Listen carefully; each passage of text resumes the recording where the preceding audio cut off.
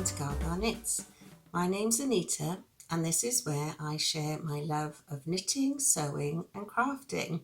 I'm sorry I haven't been on here for a couple of weeks, but it's been really busy, but nice busy, doing enjoyable things. So I think my last video was all about Wonderwool and it was at the end of April, and we're now on Friday the 17th of May. So it's been a couple of weeks. We had a bank holiday at the beginning of May in the UK, and I went to Dawlish Warren in Devon with Jodie, Matthew and the boys. We stayed in a static caravan and we had a wonderful time. Martin had to stay home and do marking, unfortunately, so they took me with them and I had a little room to myself, which was lovely, and we just had the most wonderful time. We had good weather, we managed to walk down to the beach and we had some gorgeous meals out. We played cards and boy girl, fruit or veg. I don't know if any of you know that game, and just laughed a lot. We laughed until we cried. We just had a wonderful weekend. And then on the last day, so the bank holiday Monday, although it was a bit not on our route home, so we had to sort of go the opposite way a little bit. We went to Paynton Zoo. I don't know if you've ever been there. It's a conservation zoo, and it's a cross between, I think, a safari park and a zoo, because it is in acres of land, beautiful land with trees, and it's landscaped and plants. It was a lovely sunny day, and we had our lunch there, which was very nice, and the staff were all great. The boys were really interested in all the animals and finding out about the conservation elements of it. Lovely time. So I'll put some photos and videos of that at the end so you can see as well. And then the following weekend was, well, the Friday was my grandson Harry's 11th birthday, and also my dad's 85th birthday. They share a birthday. And I went to stay with my dad and stepmum on the Thursday, so that I took them out for a meal Thursday night and stayed with them for the morning on Dad's birthday, and then came home, and then I was able to speak to Harry in the evening after school, his school day, and wish him a happy birthday. So that was very nice. And then on the Sunday, my son-in-law Matthew went on a charity skydive. So we all headed off to Swansea Airport to watch him and his fellow colleagues do that, which was very brave of them. I couldn't have done it. It was a little plane they had to go on, and they have someone on their back with the parachute, but it took them 15 minutes to fly up to the right altitude to jump out. He loved it. He's up for all these adventures, but there was no way you'd get me out of that. So it was great fun to watch that. So obviously I've been very busy and I haven't been able to come on here. But I'm here now and I have some finished objects. And the first one is finished, apart from I need to find two small, preferably vintage buttons. And it's the Poppy Jumper by Susan Crawford. And I really enjoyed making this. So it's a fitted, I think it's a 1940s style jumper, and it's obviously a crew neck, and you put the colour work on the front, which I love the colours in this, and you were meant to do it on the back, but I left mine plain because I can't see the back, so I just preferred it plain really. And it's got inset sleeves, and I had real difficulty putting those in neatly, but I've done my best. And oh, that one doesn't look so good. I haven't blocked it or anything yet. And I've got a pin in where you're supposed to put two buttons and crochet loops. So once I find the buttons, I'll finish it properly and then I shall put it on and show you. So I'm very pleased with that. And it was the King Cole Merino Blend 4-ply, and I have given you all the colours before, but if you're interested and you like any of these, just leave a comment and I shall let you know what colours I used. So that's all finished, and then my other finished objects are the little baby socks from Kate Atherley pattern in this beautiful colour yarn from Twink Knits. I won this yarn in a giveaway by that Kelly Ann from Yarn Tales by the Sea was running several years ago, and it looks very different in the skein, but it comes out like this. I made a full-size pair of socks out of this as well, and I had 2 small balls left, and I am trying to keep 10-gram minis to put in a jar. I have showed you before, and I'm hoping at Christmas time, maybe not this year, the following year, I'll have enough balls to make an advent calendar for myself and maybe for one of you. So I usually, a baby, the first newborn size takes 13 grams, and I had got to just before the toe on the second sock of these, and I ran out of yarn, and I had to dip into the ball that I had in my 10-gram mini jar just to finish them off. So I was a little bit disappointed that I had to use that, and I weighed them, and these are actually 15 grams where my other pairs have been 13. So maybe it's just this yarn is a bit plumper or something, I don't know. And then I reweighed this ball, and it's still showing as 10 grams. So I think when I balled it up and put it in the jar, it must have been a generous 10 grams, maybe 11 or 12. So I can still put that back in there, because even though I used some for the toe, it's still showing as 10 grams. So I was pleased that that can go back in there. I've got a few in there now. And then I also have these 4 plies that are plenty enough to make a baby sock. But I've made so many of the baby socks by Kate Atherley, and although I love the pattern and it's really cute, because these are so plain, I was just wondering if any of you know of a nice baby sock pattern with a bit of cabling in, or a little pattern maybe on the cuff or something, and then I can make a couple of extra pairs.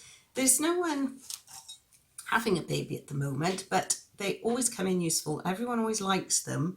So I wanted to have a few pairs tucked away and to use up all my little scraps of yarn and not have little balls hanging around. And these are slightly too big to go in my 10-gram mini jar, and so I don't want to waste it. So if you do have a pattern that you like using, please let me know and I shall have a look at it.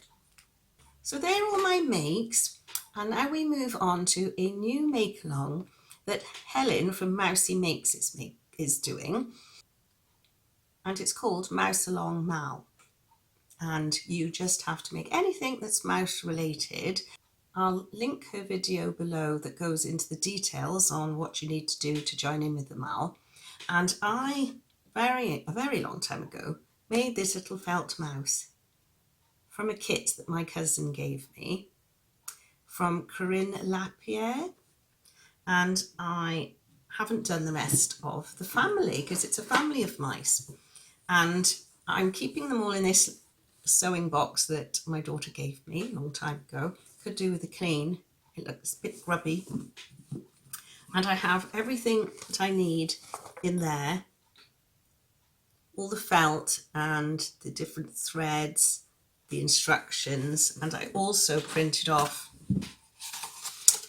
another page of the templates, so I might cut those out, and so I shall crack on with those, and the rest of the family can be made. I shall show you the picture. There they are. So I've only done Mr. Mouse so far, and I shall get on with the others, so that'll be fun. And if you pop along and have a look at Helen's video on where she's talking about the make-along, it'd be fun if you could join in too. And when I came back from Wonderwool, if you remember, I said that I had found some fabric on the cool crafting table that I really liked, and they were using it on their display, and that the lady had said to email her and she would get back to me when they got back to their shop in Kendal. And I waited very patiently for several weeks and didn't hear anything, and I'd sort of given up hope, and then suddenly out of the blue I had an email from them. They apologised for the delay. I think they're doing a lot of the fairs and things around the country and are very busy, but she did get back to me. She said there is in fact just over 2 meters and I was welcome to have it if I still wanted it. And I said, oh yes, please. And they sent it to me really quickly. It came within a day, I think, so very fast. And it came with a little leaflet telling, showing all the plans for 24, where they're going to be, what shows, and this beautiful little business card. That's sweet. And I'm kind of tempted to make Jack the little, it's a ram. It looks like a sheep, but he's got the little horns. I'm just tempted to make one for Jack and sew it up really well. I think I might sew it on the sewing machine so it's a bit stronger, because he could be a bit rough with his toys, and then I can make him the really cute clothes. So let me know, Jack, if you want one of these and I'll make you one. And here is the fabric. Isn't it beautiful? I think it's cotton lawn. It didn't say on the card what it was, because obviously it wasn't what she intended to have. She wanted the viscose. I can't remember what she wanted now, but this is beautiful. It's not going to make the dress I intended, the shirt dress, because there's not enough. 2 meters isn't enough, but I'm sure I'll find something wonderful to make out of that.